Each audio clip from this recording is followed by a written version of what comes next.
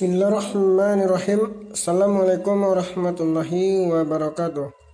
Pelajaran tematik pada pertemuan kali ini adalah tema 3, subtema 3, pembelajaran 1 dan pembelajaran 2 dengan judul pentingnya menjaga asupan makanan sehat.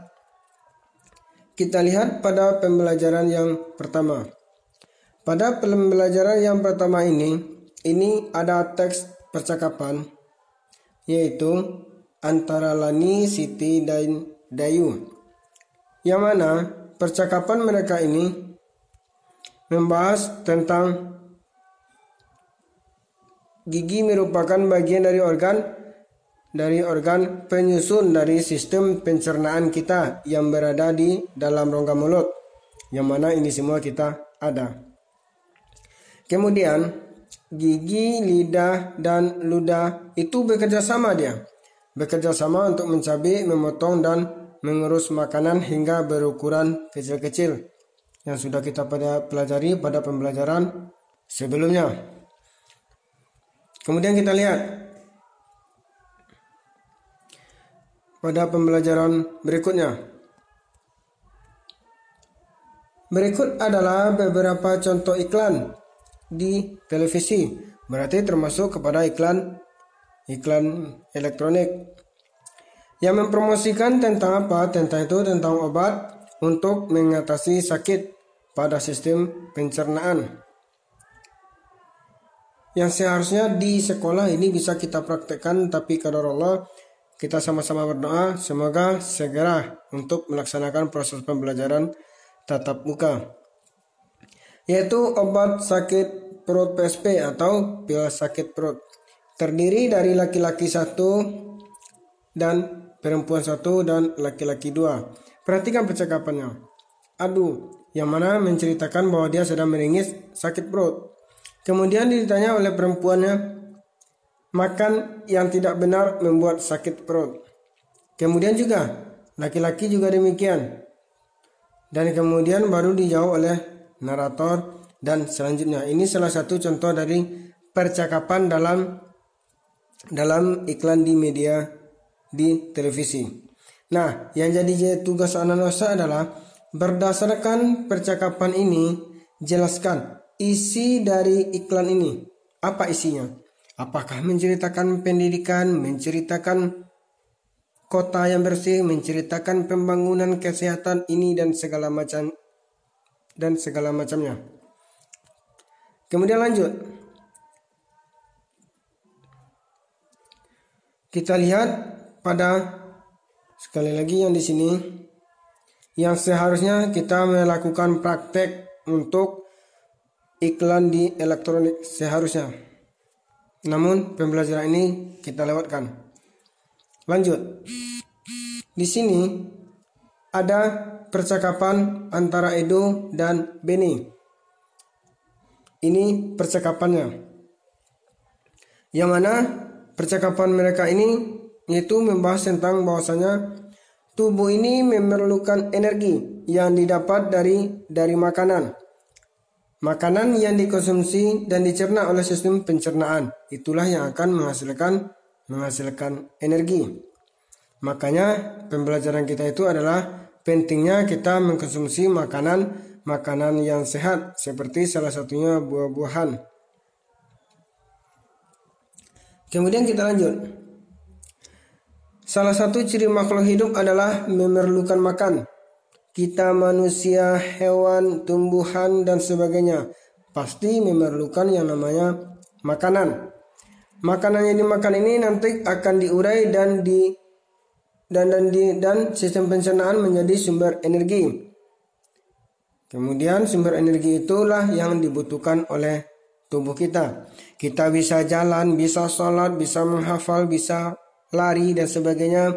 Itu dikarenakan faktor makanan kita. Seandainya kita tidak makan sehari, 2 hari, ataupun 3 hari, atau makanan kita itu kurang sehat, mungkin kita tidak sanggup untuk lari, maraton, dan sebagainya. Maka perlunya kita untuk menjaga pola makanan. Lanjut kita. Nah, Seharusnya ini juga demikian. Buat tugas kelompok. Akan tetapi untuk pembelajaran ini fungsi tiap-tiap organ dalam. Untuk ini kita lewatkan. Kemudian perhatikan di sini. Usahakan membuat diagram sistem pencernaan itu dengan rapi dan semenarik mungkin. Kita akan menggunakan kembali. Nah, seharusnya mudah-mudahan secepatnya bisa tatap muka, mungkin kita bisa melakukan praktek tersebut. Kemudian kita lanjut.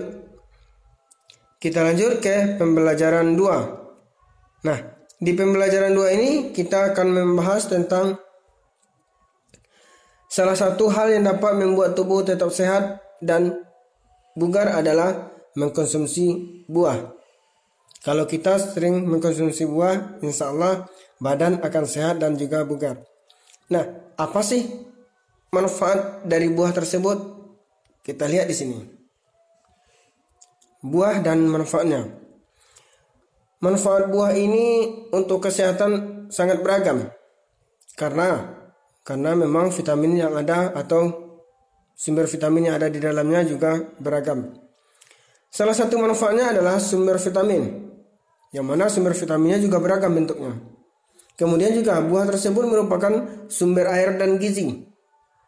Buah merupakan salah satu sumber air untuk tubuh dan kebutuhan gizi yang dapat meningkatkan metabolisme tubuh. Kemudian juga buah merupakan sumber antioksidan dan buah merupakan mencegah penyakit tertentu.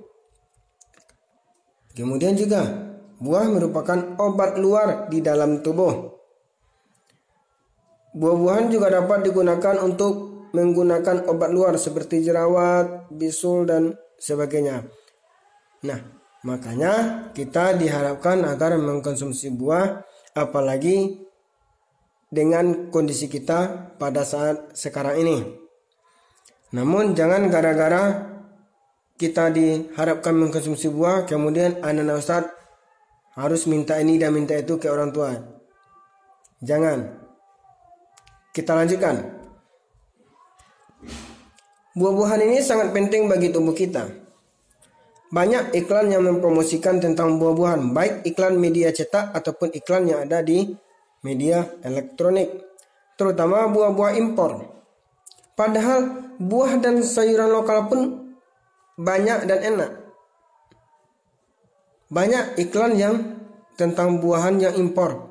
Tapi usah ingatkan, sayuran atau buah-buahan lokal itu jauh lebih enak dan bergizi. Kita lihat di sini percakapannya. Di sini ada percakapan antara beberapa siswa, yang mana dia ini menceritakan bahwa dia mempunyai buah yang warnanya ungu agak kemerahan. Kemudian dia juga mengatakan bahwasanya buah itu adalah buah naga impor. Kalau cuma buah naga, kenapa kita harus mencari buah impor? Kan buah produk lokal juga banyak, seperti di Batam, di tempat-tempat lain juga banyak. Kesimpulannya apa? Kesimpulannya, usahakan kita semua membeli produk dalam negeri. Beli barang-barang yang diproduksi di dalam negeri. Beli produk dalam negeri kalau bisa. Kemudian impor. Apa itu impor? Impor itu yaitu mendatangkan barang dari luar ke dalam. Contoh, impor buah naga dari negara lain masuk ke Indonesia.